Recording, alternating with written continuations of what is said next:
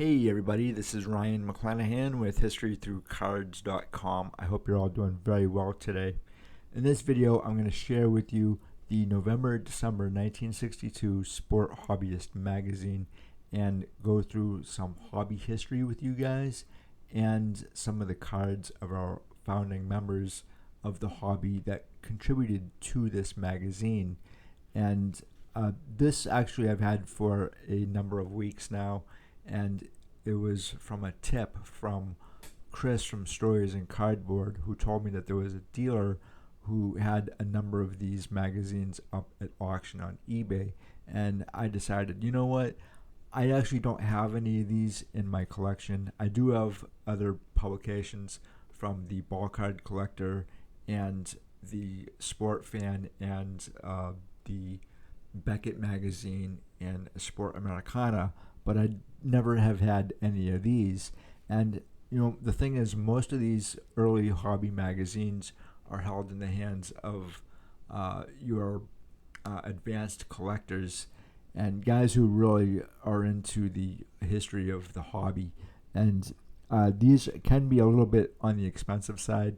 I actually have never seen any of these at a show before, and you're not going to find them at shows. It'd be very, very rare if you do. And if you do, kind of like pick one up if you want to.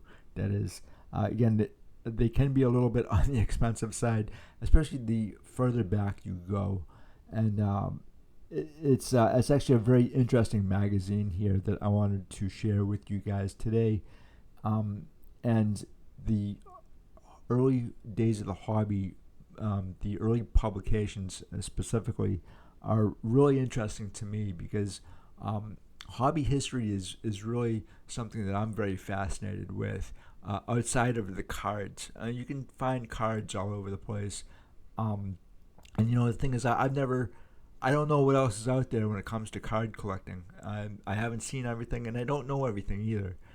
You know, if someone tells you that they're an expert in the hobby, run the other way. You know, I'm never going to tell you guys that I'm an expert in the hobby. There are certain things that I do know of because I've been in the hobby for such a long time, but that doesn't mean that I know everything. I try to give you guys as much information as humanly possible that I'm aware of, and the things that I've heard from other collectors and the hobby history, which is really, to me, very fascinating. The one thing I know about hobby history is that it's like a puzzle with pieces that are missing. And while we do have hobby publications going back to 1937, I don't think it's a complete history altogether. Jefferson Burdick started the hobby obviously in December of 1935, and the American hobby, the hobby as an organized hobby, goes back to 1927 with Colonel Charles Bagnall over in Great Britain. But I'm not entirely sure that Jefferson Burdick knew that there was a organized hobby in 1935. So here in America, he is actually the founder of the hobby. And so he started writing articles in Hobbies magazine in 1935. And in fact, I do have a card here of his, which I wanted to show you guys. It's some of these cards of these hobby pioneers that are going to be in this magazine, in fact. And so this is actually one of Jefferson Burdick's cards, and he was actually really famous for not just founding the hobby. He couldn't do everything on his own, so he had other collectors help him along the way.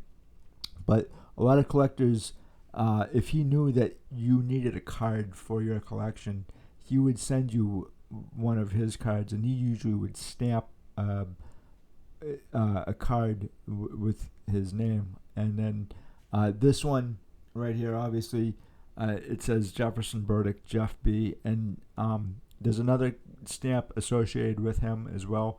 And so we do have cards of him, of his, actually. And that's one of the things that, as I go through this, I'm going to show you some of the other card collectors, the hobby pioneers cards. It's not the card that you're collecting. It's the person who owned the card, and there's going to be a little bit of a premium associated with that. So a lot of these are out there. I'm not sure. I don't want to say that they're stolen. I know that his collection went to the Metropolitan Museum of Art in New York, and he started that in like 1947, and then he was there after he retired in 1959. And Jefferson Burdick's really a fascinating player. Obviously, I have a lot of respect for Jefferson Burdick as a human being, not just a card collector. But you got to realize that this is a guy who he had planned on having a family, and it never happened because he started to have the effects or show the signs of rheumatoid arthritis as early as 1931. And he had said to John D. Wagner, he's like, well, I can't have a family because of my disability. He's like, that would be a burden on my wife and kids. So instead, he found a way to really kind of like ensure his legacy. Usually our legacies are through our wives and our families and our kids. And in Jefferson Burdick's case, because he really felt that he couldn't have a family because of his disability, that he started the hobby. Also, the funny thing too is that he had collected cards in 1910 along with John D. Wagner and Wirt Gammon, Frank Jock. I always forget his name. Frank Jock and Preston Orme and a few other of those guys who were born in the late 1890s, and Jefferson Burdick here was born in February of 1900. So the funny thing is he had picked up card collecting probably like I want to say in 1933. He was going to the 1933 World's Fair, and he found a set of postcards to remember the trip by.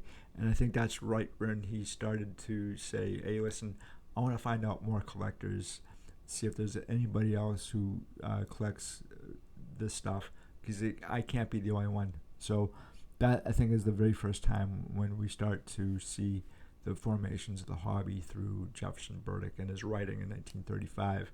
And then by 1937, he starts the Card Collector's Bulletin, and obviously that's sporadic from like 1937 through 1938.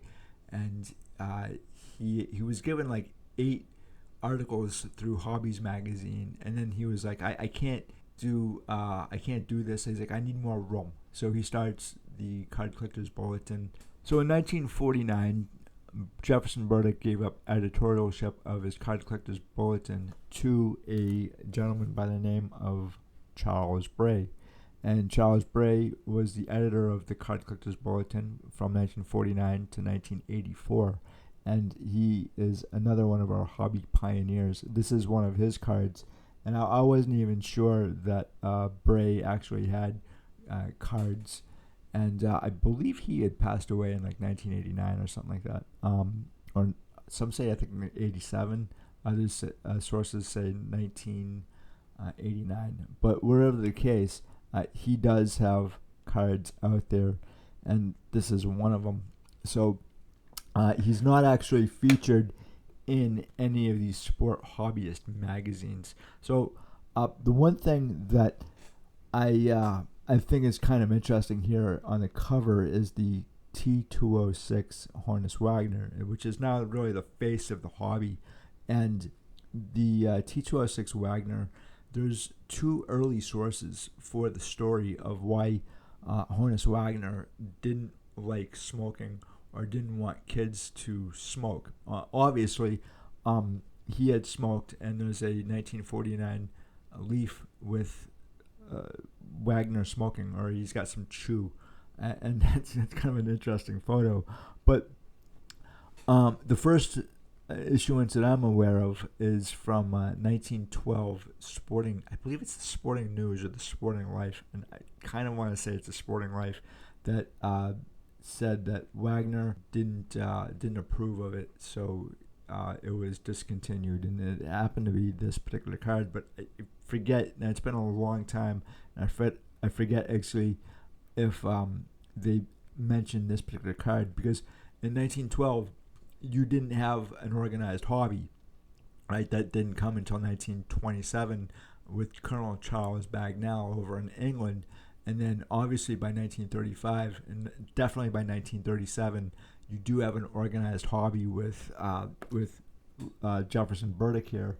And another thing too, if you are looking for a Burdick stamped card, there are two different stamps. There's one with a red B or a blue B, and then there's one with Jefferson Burdick, his full name. But I kind of happen to think that the organized hobby officially took place in 1937 with the Card Collector's Bulletin. That's just me. Getting back to this particular card right here, the other source is from John D. Wagner, and that was from 1942, and John D. Wagner was a recruiter for the Army Air Corps in, I want to say, the Harrisburg area. He was at a Harrisburg Senators game in 1942 when he met Honus Wagner, and he asked Wagner about the story of why this particular card was so rare. And he apparently said to John D. Wagner that he didn't want kids to smoke. And I think it's a little more complicated than that. In fact, I think it's not just one reason. I think there are actually several reasons why he wanted that card pulled. It could have been for the money, although it said that he returned the $10 to guy, I think it was name was Gruber,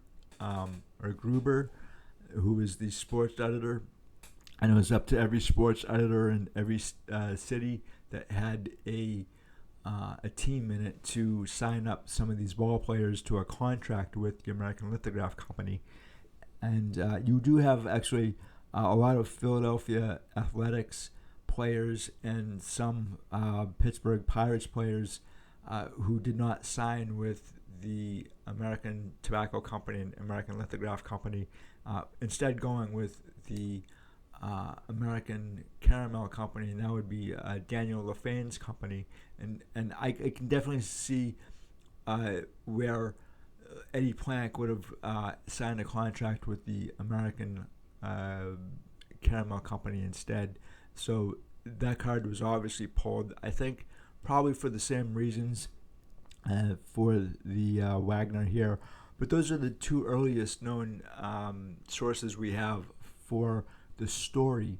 Now, as far as the card is concerned, the earliest known source we have for the card being rare, as rare as it was, it comes from a writer whose friend was a guy named Willie Ratner, who actually had this card, pulled it in 1909 and kept it, and that's from 1930. And Willie Ratner was a writer, and he later on went on to the Hall of Fame, the Boxing Hall of Fame, Ring Magazine, and as a contributor. So that's the earliest known example that I'm aware of for this rarity of the card. And in 1940, there was only between 3 to 5 known copies of the T206 Wagner, and today there are 57 and a half known copies. Yeah, there's a half a card it's ripped in half and it's sold for $7,000. But let's get into this, because I think this is really kind of interesting. I think you guys might find this really fascinating too, as I have. So the Sport Hobbyist here, this actually was, I believe, first issued in 1956, although I can't find an exact date of its first issuance. Charles A. Brooks here, he's really well known for this magazine as being the editor, but a gentleman by the name of L.A. Eisenberg was the original editor of this magazine. And I couldn't find out a whole lot about L.A. Eisenberg. He was from Chicago, and I did find a parking ticket or a summons to appear in court for a parking disagreement, if you will, from 1957. But other than that, I couldn't really find out anything about him. So it looks like he relinquished control of his magazine to Charles Brooks. And Charles Brooks was born in the mid 1930s. I want to say 1935 or 1936 or so. And he did, unfortunately, pass away. I believe he was in a nursing home at the time. And I'm not even sure exactly when he passed away, because a lot of the information on our early hobby pioneers from like the 1950s through like the 1930s, it's a hodgepodge at best. It's really difficult to try to find information on some of those guys, especially the guys before World War II. A lot of those guys just disappeared after World War II or during the war, and they're never heard from again. And so I couldn't find out a whole lot about Charles Brooks. The other thing too is I really couldn't find out a lot of photos of some of these guys either, and it was really kind of like, what happened? How come like today you think that when you go online you can find information like at the drop of a dime, and that's just not true. A lot of the stuff has to be digitized, and we have newspapers.com, which is a great source, but we don't have anything like that for hobby publications. So a lot of the stuff is just all over the place, and it's not in one central source, which would be really nice for future historians of the hobby. And so Charles Brooks here, like I'm just seeing a photo of him for the first time. I've looked everywhere in the past, and I just couldn't find anything out there. So that to me was really interesting. I really wish that I could find out more about him and kind of tell you guys about Charles Brooks in greater detail. I just don't know. I know he was a teenager when this hobby publication was his, which is really impressive, by the way. But then when I'm going through the contents here, I'm seeing a lot of names here that I do recognize. First, Ray Medeiros. I did see a photo, and I went through this. So Ray Medeiros, here's a photo of him. He was a long-time hobby pioneer himself, a really great researcher, I think. But he was in the Air Force in 1953. I think he had like a 20-year career in the Air Force, and in 1953. He was on his honeymoon, and he stopped by to see another card collector by the name of Frank Jock, who was a World War I veteran. And Frank Jock had a massive collection, some say equaling that of Jefferson Burdick's. But Ray Medeiros here, unfortunately today, he's kind of like unknown unless you're like really into hobby history. But I'm really glad to see that he is actually in here. And again, trying to find photos of some of these guys is really difficult. He was another guy that he does have a few photos out there. And it's always great to see a face go along with the name, right?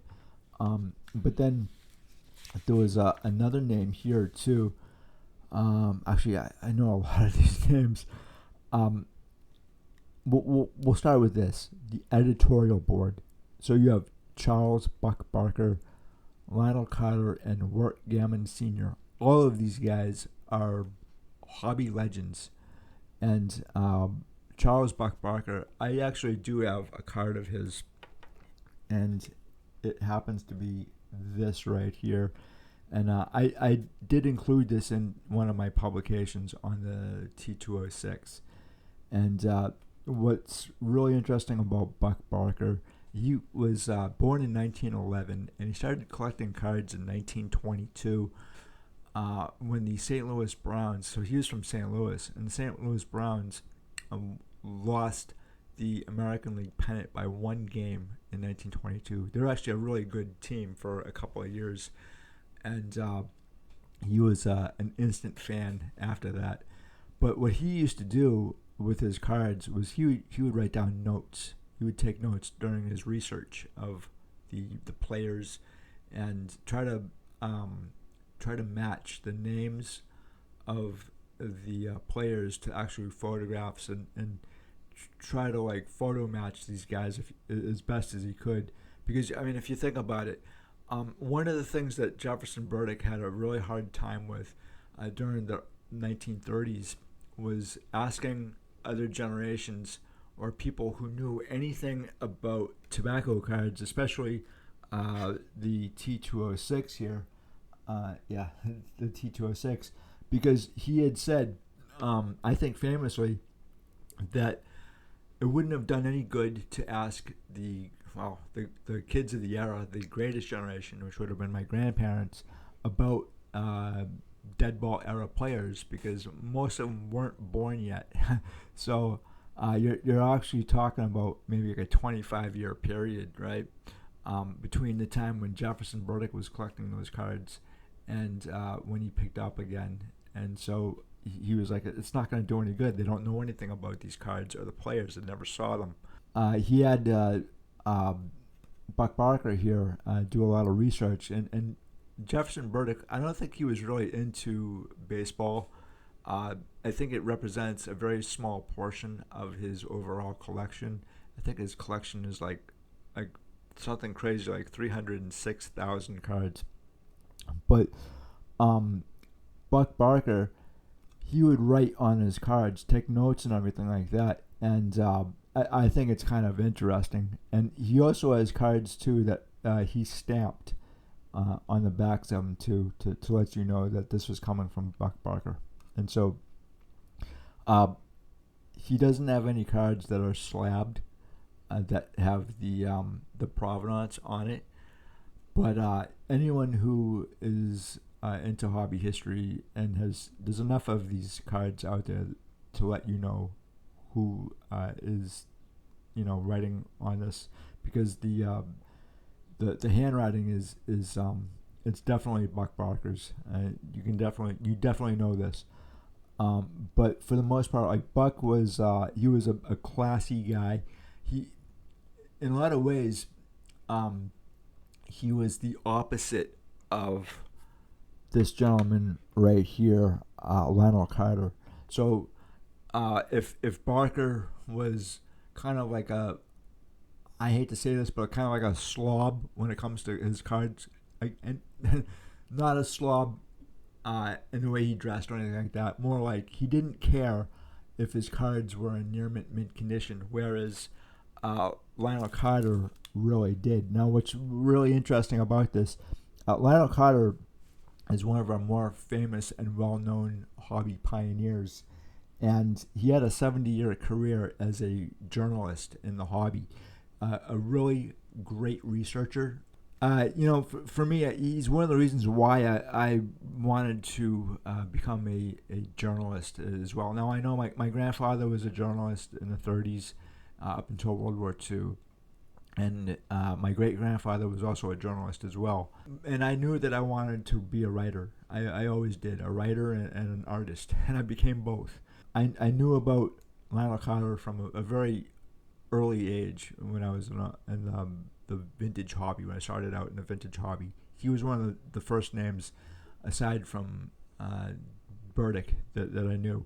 What's really kind of interesting is that Lionel Carter, he's one of the last hobby pioneers to know Jefferson Burdick personally.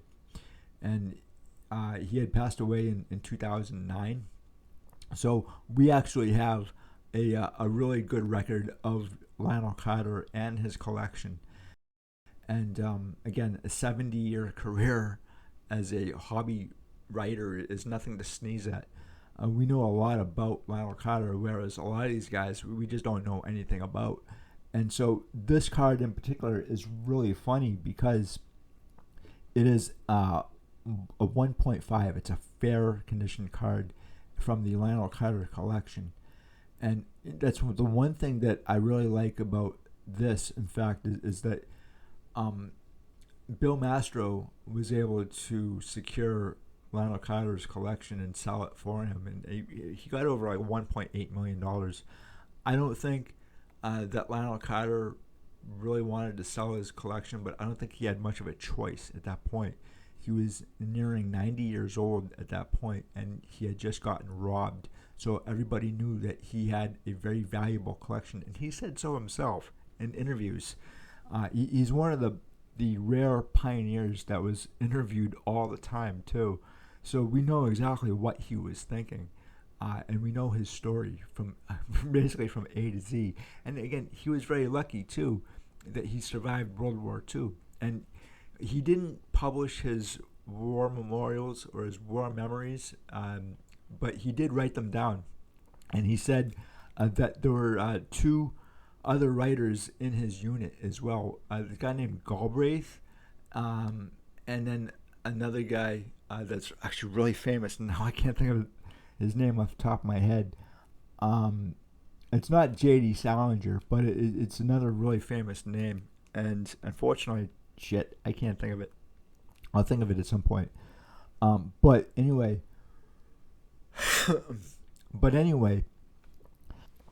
and my hat's off to Lionel Carter, just being a World War II vet. I love those guys.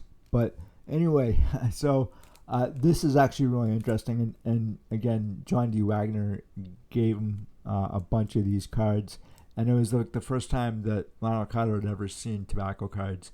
Prior to that, he had actually walked into a drugstore in Colfax, Illinois in 1933 and found 5 packs of 1933 1933, I was going to say tattoo, but that's not right, 1933 D-Long gum, and he had never seen baseball cards prior to that, so he with his 5 cents, he decided to buy 5 packs, and that's rock and roll history, if you will. And so again, this is a really interesting card, which I've actually never owned one of these before, and I think they're out there.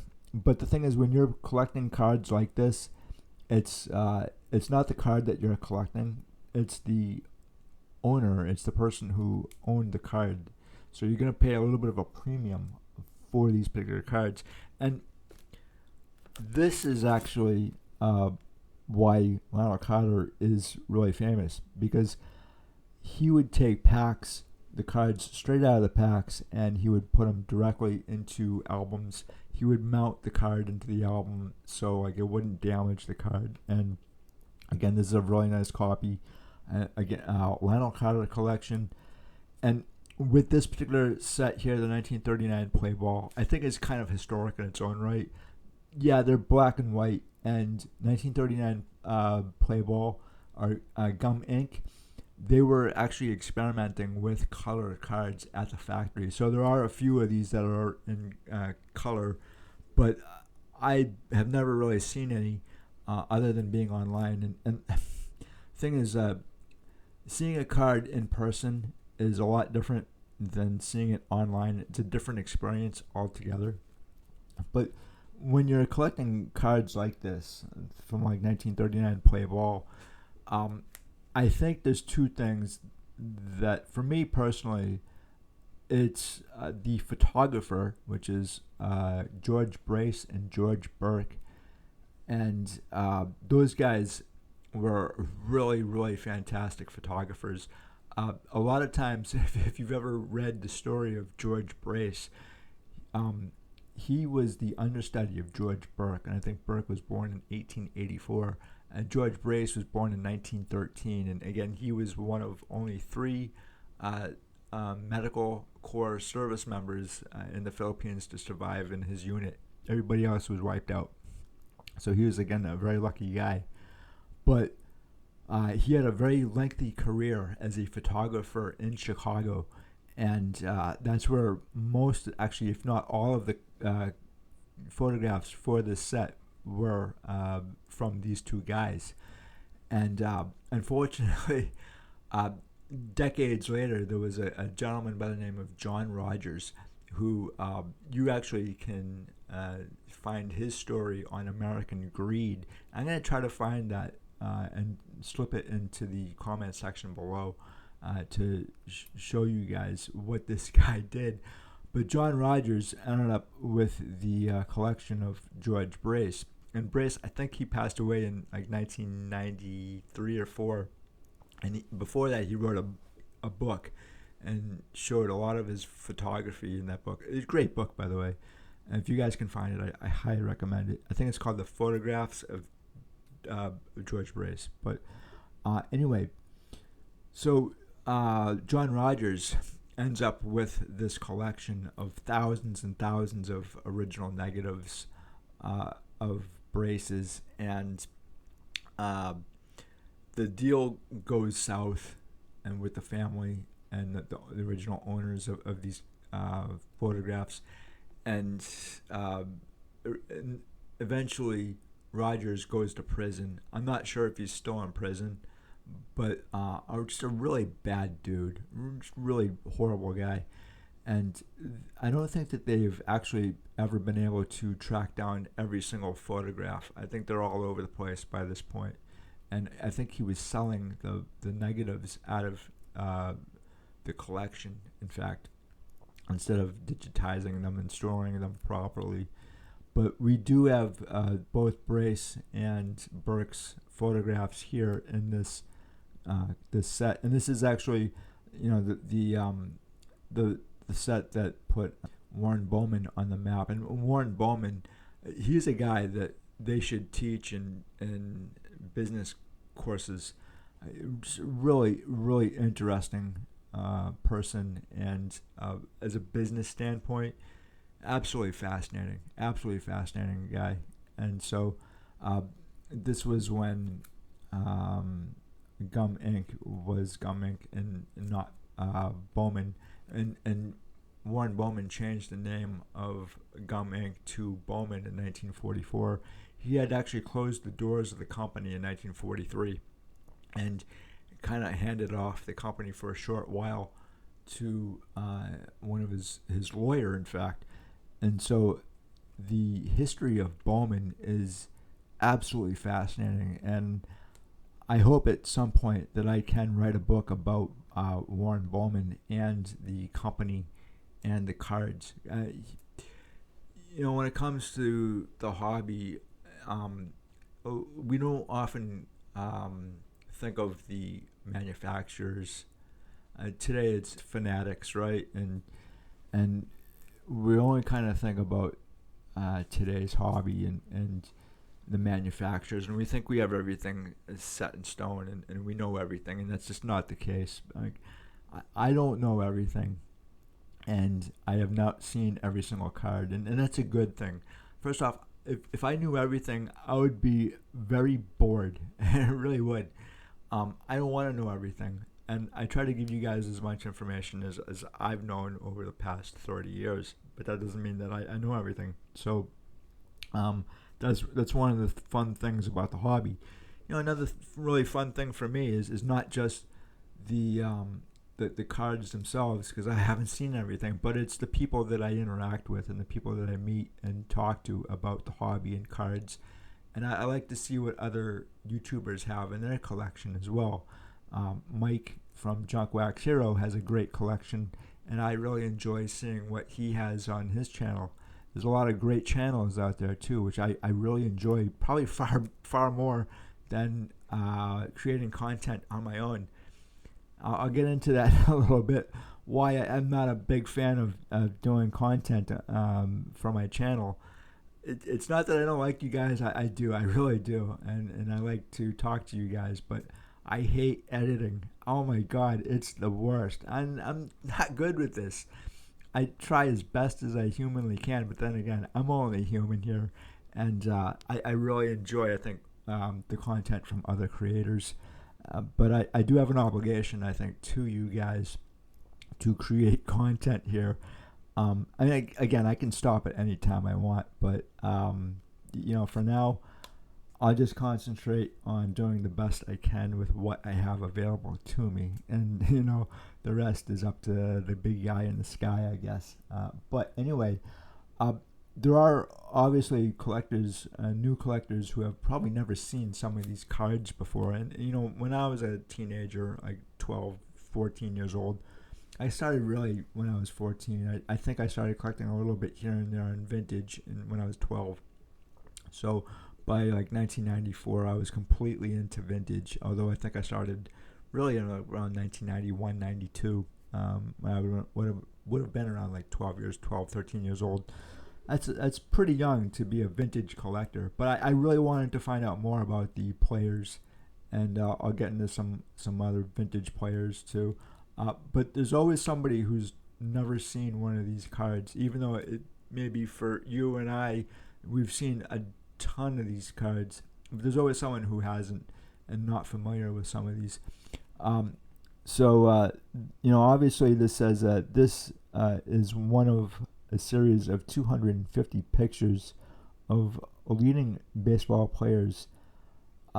Really, really fantastic set. It's one of my favorites, in fact. Anyway, let's start with there's another card here, too, that I wanted to share with you guys regarding the Lionel Cutter collection.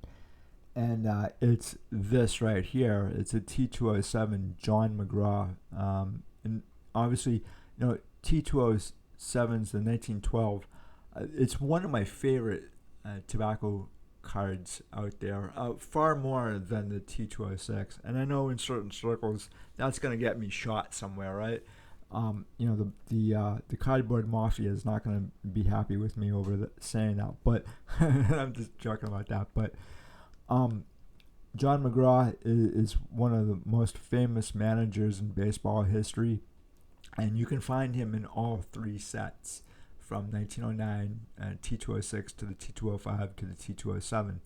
And I'm going to say that his T205 is first off, it's a really nice card. I do have it. It's somewhat cheap. I think it's still affordable. And this card is still affordable as well. And I'm sorry if this is a little blurry here. My camera doesn't like to pick up cards as much as I do. But you guys can find this. Again, because this is Lionel Cutter's card, you're going to pay a premium for it. I don't know if it's going to be an expensive premium. It probably depends on the card itself, who's on the card. But for me, the card is secondary to the person who actually owned the card. And again, this is a set that I really enjoy, and it hasn't really been studied as far as I'm concerned. It's between the T205 and T207s. It's the least studied of the three. I'm going to try to change that, and I know I've written a couple of really lengthy articles, but again, I hope to have my first book on the T206 finished by the time I get to the National. I can't promise anything. Writing a book is a lot different than writing an article, and so I'm really now up to like 400 pages in this T206 book. And I think that this book, when it's finished, is going to be about the same. I think I'm going to have a more information on the T207 that is available now. But again, this set it's usually hit or miss with a lot of collectors. You either like it or you really don't like it. I don't really think there's any in between here. I really wanted this card, not just because it's John McGraw, he's a Hall of Famer, and because it's in one of my favorite all-time sets, tobacco-wise, but it's because it's Lionel Cutter's card. So he does have a lot of cards out there, and you just have to look around, and you can find a lot of them on eBay. There's another collector here, Frank Nagy, and I think a lot of you guys are familiar with Frank Nagy. Here's an article he did on the cover. It's Old Honus Wagner by Frank Nagy. Frank Nagy, he has a number of cards out there. This is actually really interesting. It's not particularly a card as it is a business card, and he was the assistant editor of this magazine, and this is from 1967.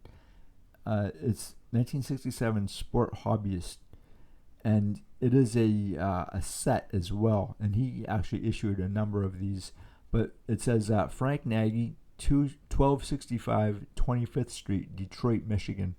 And he started to collect cards, I think, right after his discharge from the Korean War in like 1951 or something like that. But I do have a photo of him. Let me see if I can find it. This is really interesting too. But Frank Nagy's photo right here. It's kind of I've seen this photo before. It's kind of interesting. He was really well known, and he was very instrumental in the hobby back in the 1960s and 70s. And he really took Bill Mastro under his wing and helped Bill Mastro complete his T206 set. And Mastro actually completed a T206 set when he was 19 years old. Can you imagine that? He was very instrumental to a lot of collectors, and a lot of collectors really liked Frank Nagy. A lot of people say he was gruff. I don't know. I never met him. He passed away in 1994. But this particular card here I wanted to show you because this is from the 1934 Tarzan bread set, and this is probably one of the rarest sets of the 1930s, and I'm not even sure that we know of what a complete set consists of, because there are cards in this set that are one of a kind. So I don't think that you can complete a 1934 Tarzan bread set, and I think that's a set from Detroit, Michigan.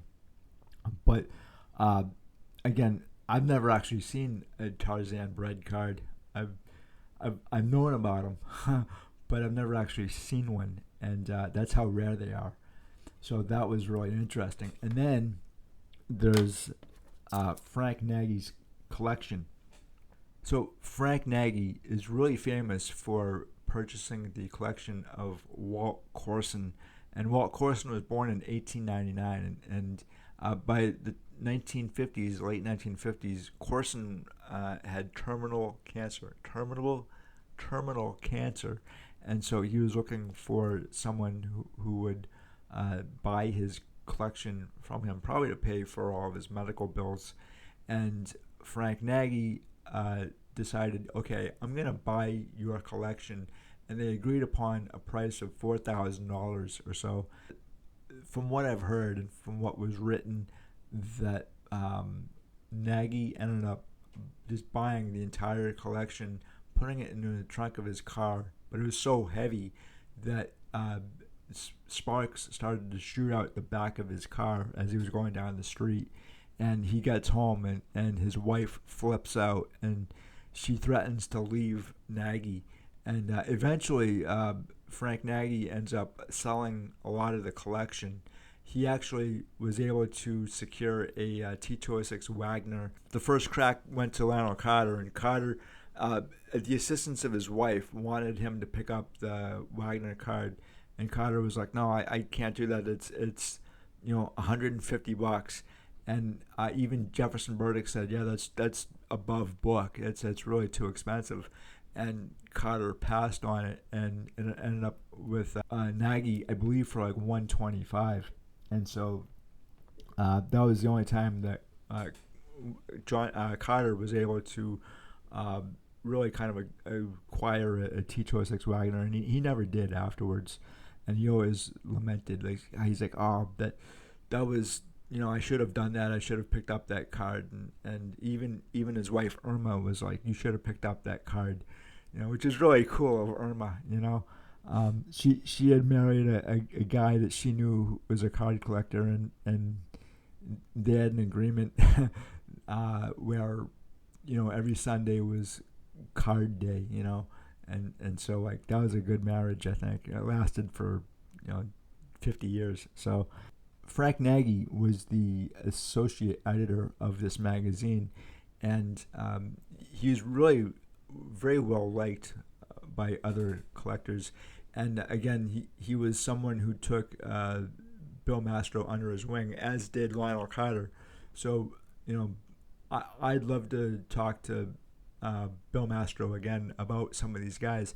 And the last time I talked to Bill was in 2022 at the National, and he had kind of said to me that, with a lot of these card collectors, they were very insulated. The early hobby pioneers were a very insulated group. They only kind of like collected amongst themselves. They didn't let a lot of newer collectors into their circle, into their group.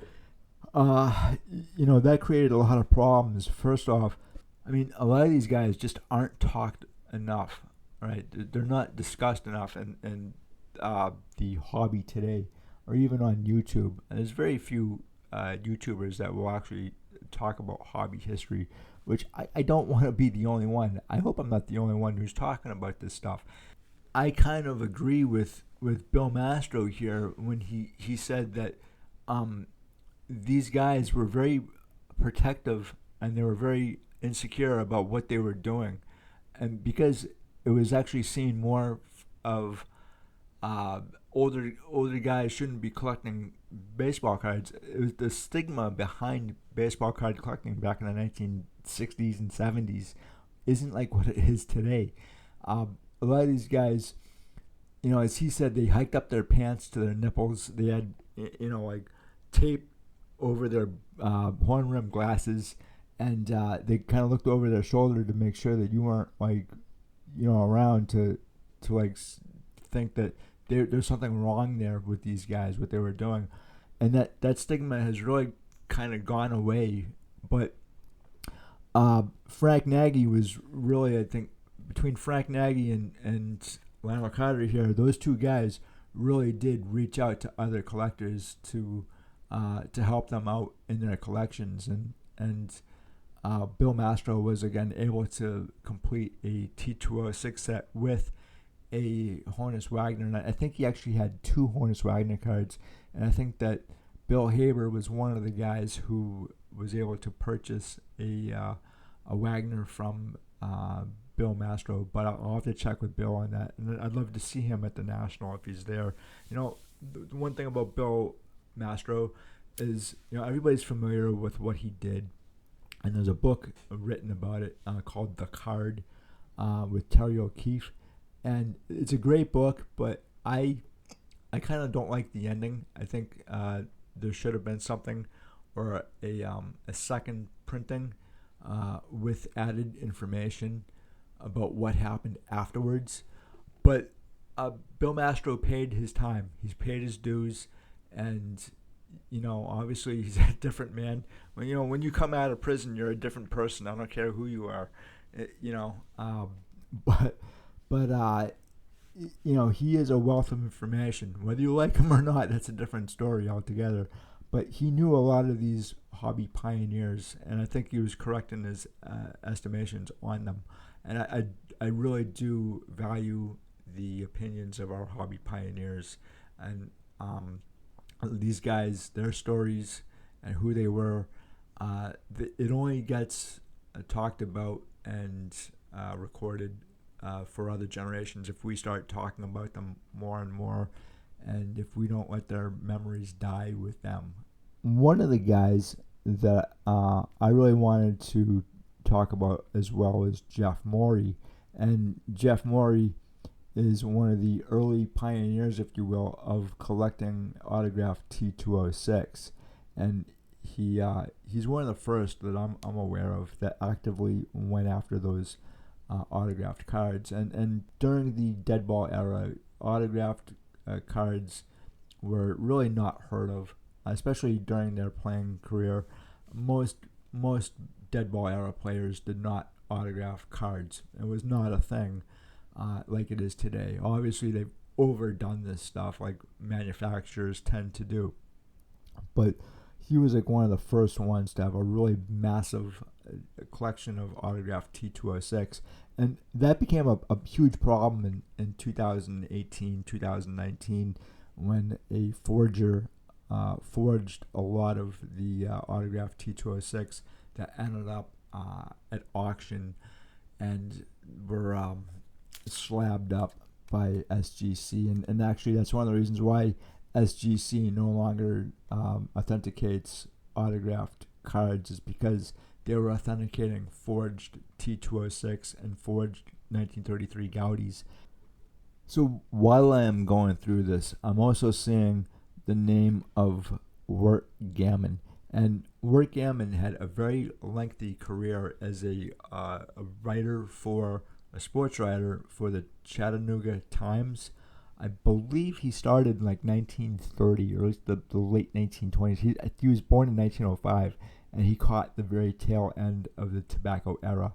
But he started to collect around like 1911, 1912 or so, and he started to write and research about tobacco cards in 1945, and he retired as a writer for the Chattanooga Times in 19 oh god, I want to say like the early 80s.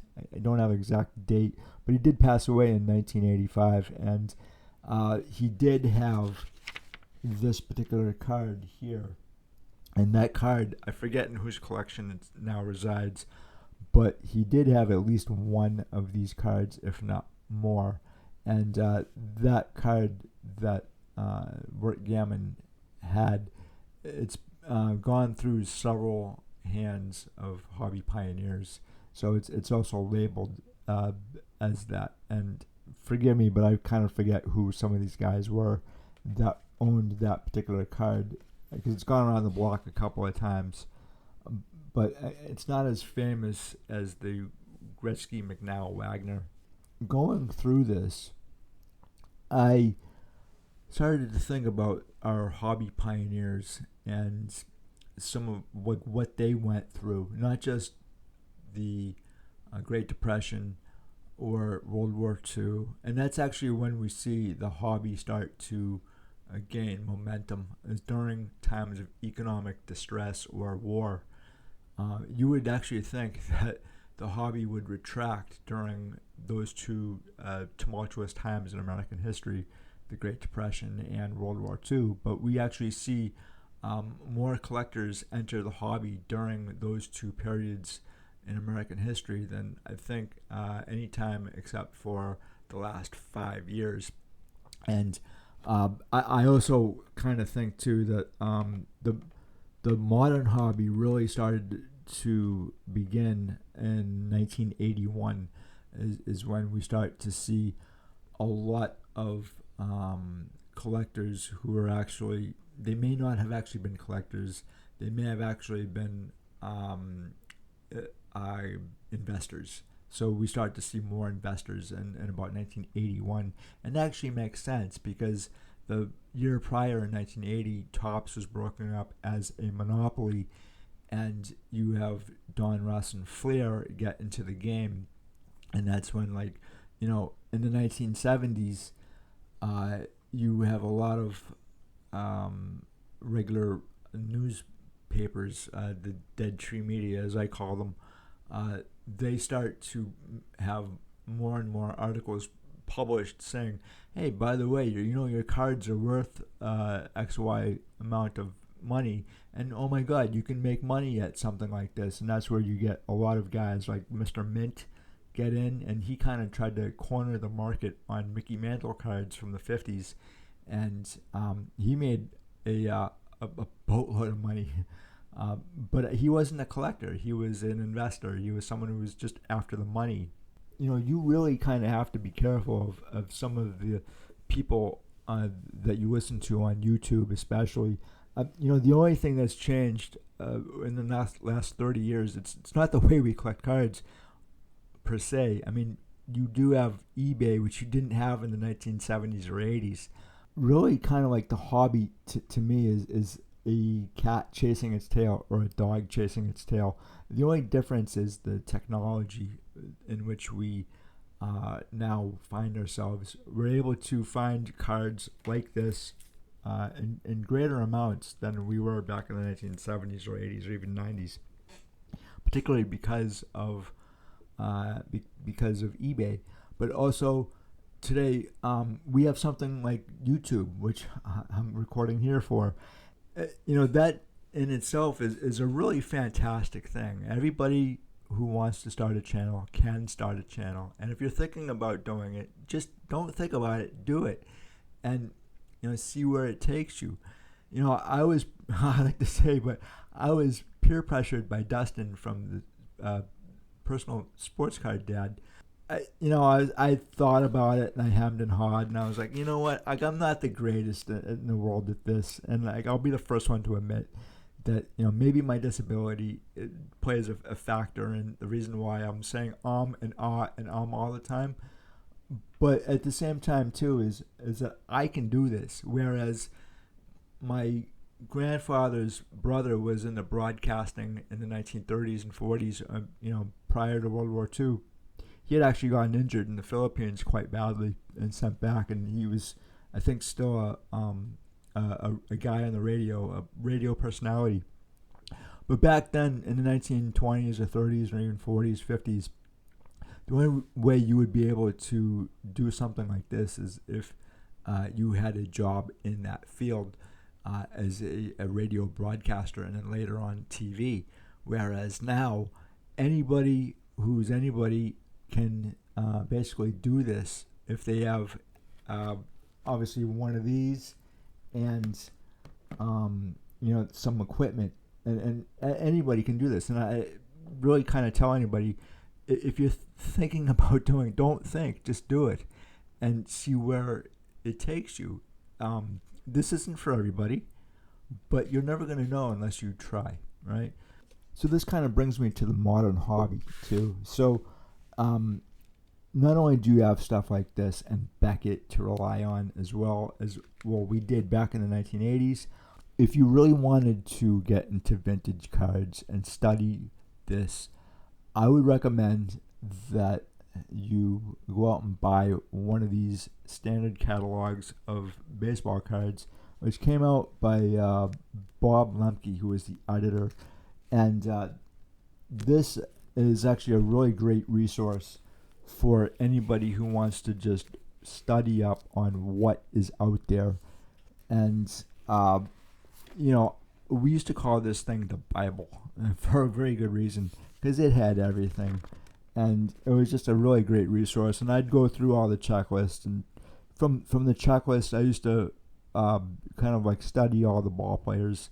And so I really have fun with this. And it's a great resource if you guys wanted to go into the hobby, right? And you can still find these. They're out there. But the other thing, too, that I'm really kind of like concerned about is the modern state of the hobby. And as I said before, that the hobby is a lot like a dog chasing its tail. A lot of the things that I grew up with, I'm still seeing today. The only thing that's changed is the technology. Again, there's a lot of names here that have disappeared over time. So a lot of people enter the hobby and they leave the hobby and they're never heard from again. They're never really talked about.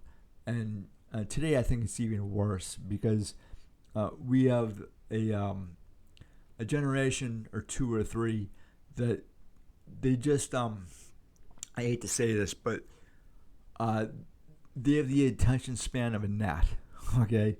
And so you're going to find a lot of these names here, just they disappear over time. And there's a lot of new names, a lot of new faces come in. And that's actually kind of normal, to tell you the truth.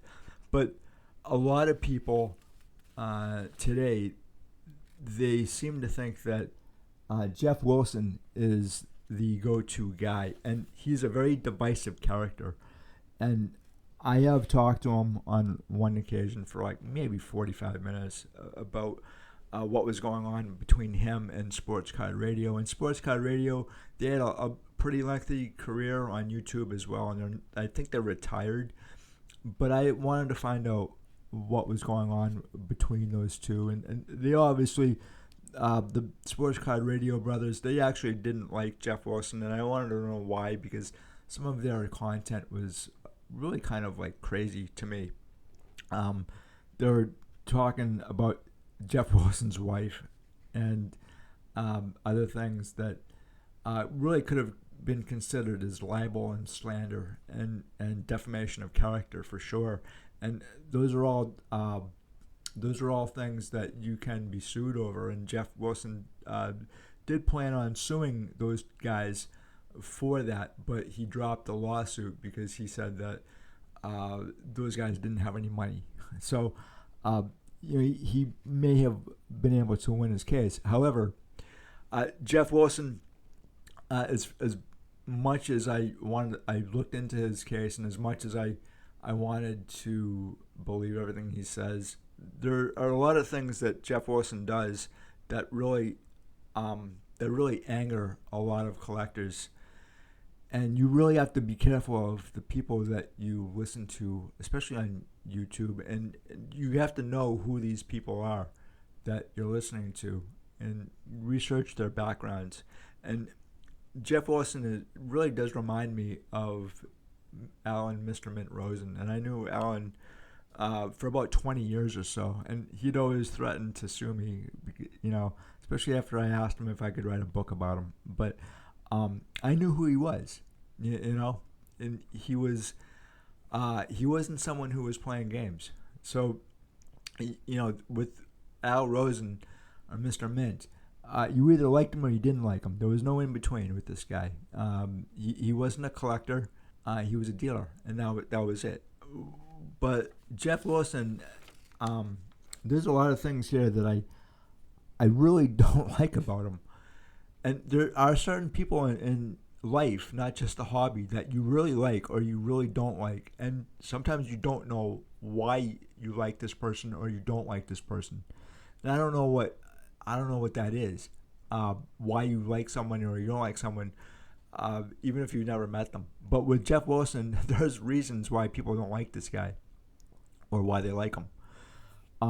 There are a lot of allegations around Geoff Wilson, and I'm not entirely sure if they're correct. The PPP loans, if that was the case that he was defrauding the PPP loan stuff, I don't know of anything definitive on that. That would have been a regulatory thing, I think. That would have been something that the government would have gone after him for had he actually defrauded.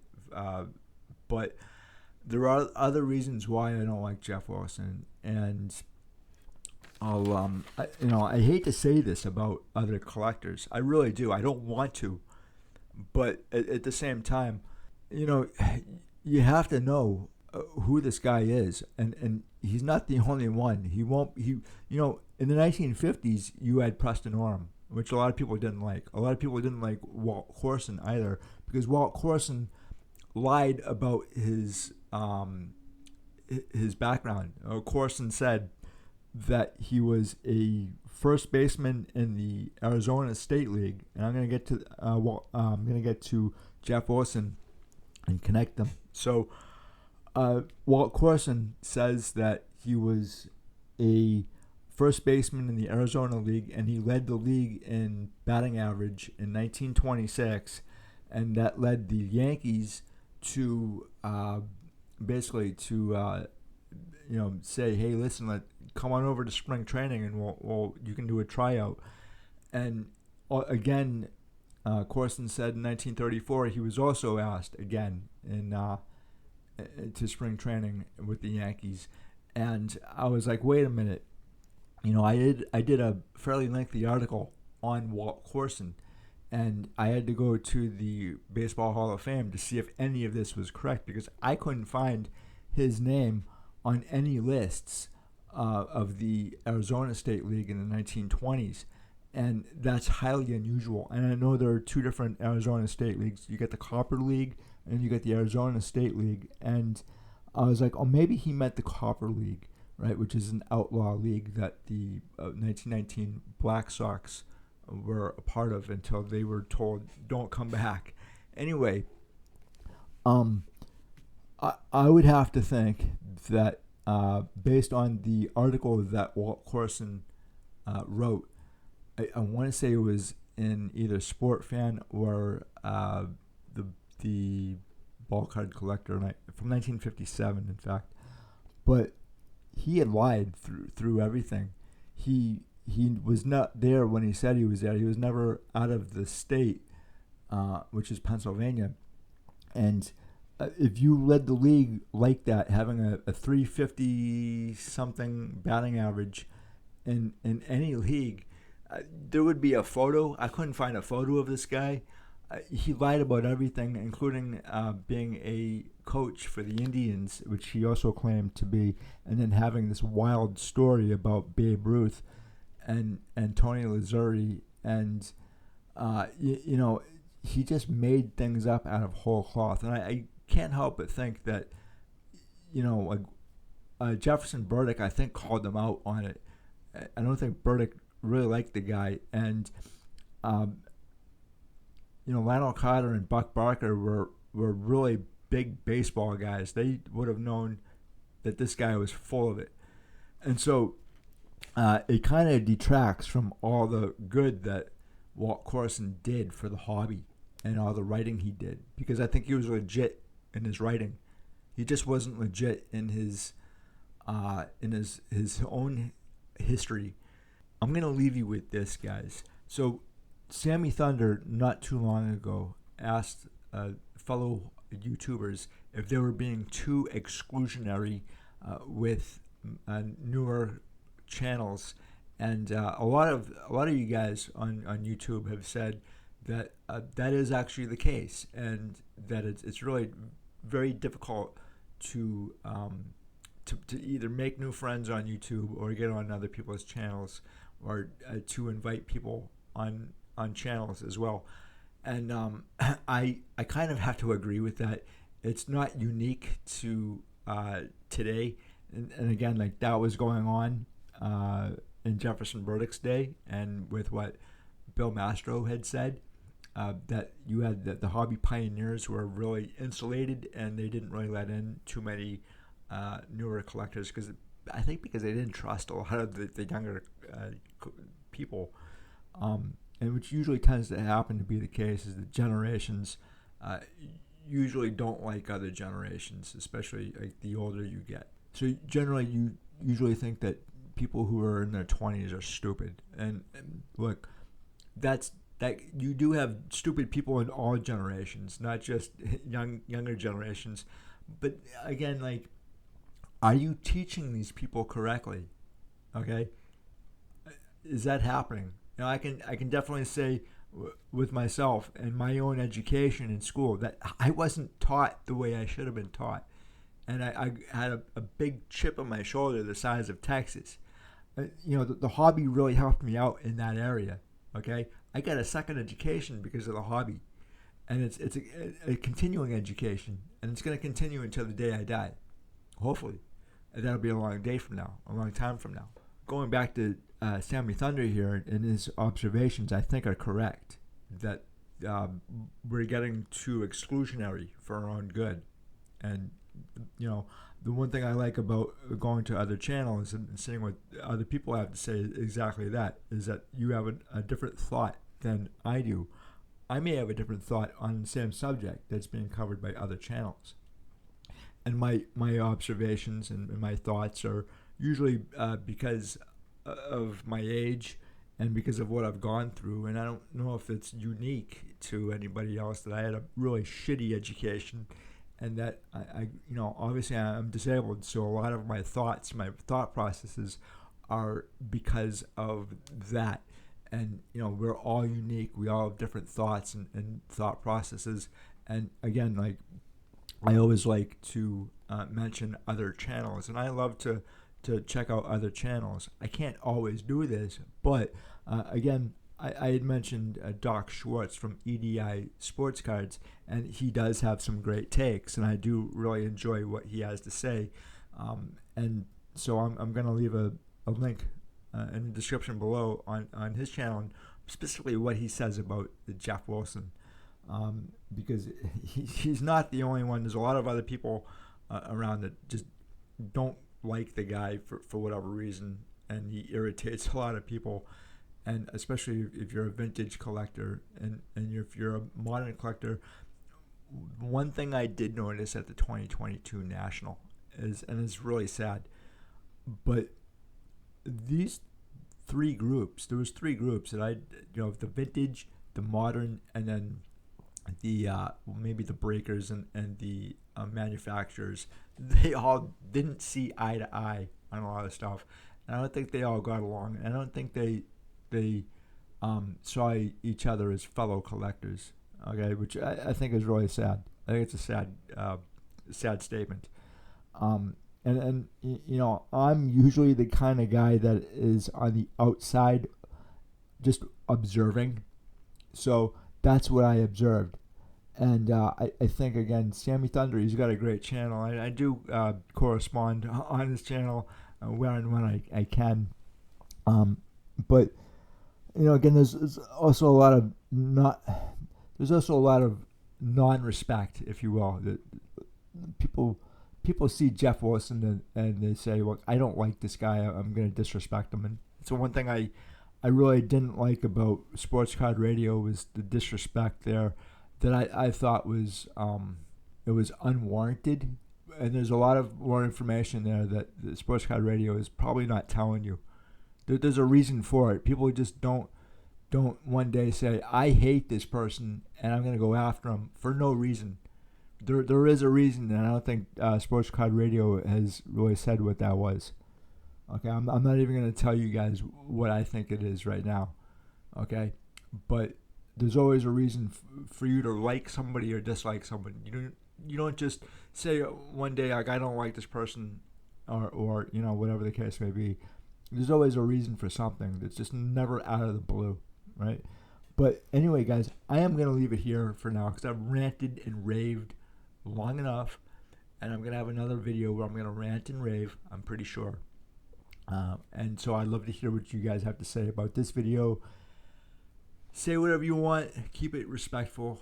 You don't need to swear or anything like that. I don't like to swear on this platform, you know, but sometimes it's warranted. But I'd love to hear what you guys have to say about this. And you know, again, I will talk to you in another video. I'm just really kind of surprised, and I'd love to see the hobby change for the best. I think all the nasty stuff on YouTube is just that. It's just a little portion of the hobby. It doesn't make the entire hobby.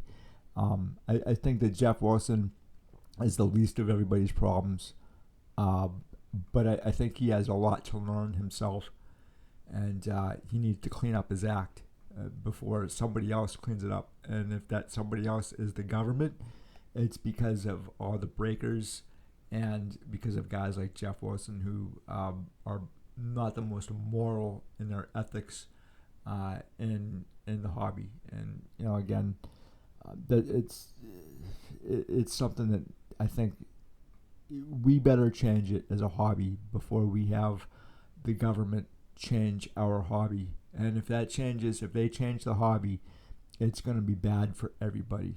Okay, nothing good comes from the government forcing change. Really nothing. So anyway, guys, I would love to hear what you guys have to say again about the sports hobbyist, the hobby history, and the hobby pioneers, and anything that you want to talk about Geoff Wilson about. I don't care. You know, Geoff Wilson is somebody who has created his own problems through his own behavior, and he's going to need to figure that out for himself. You can tell him till he's blue in the face. He might not understand what you're talking about or even care until he's out of the hobby permanently. So anyway, guys, again, for the rant, this is what I do best. So I will I'll talk to you in another one. Have a good one. Bye.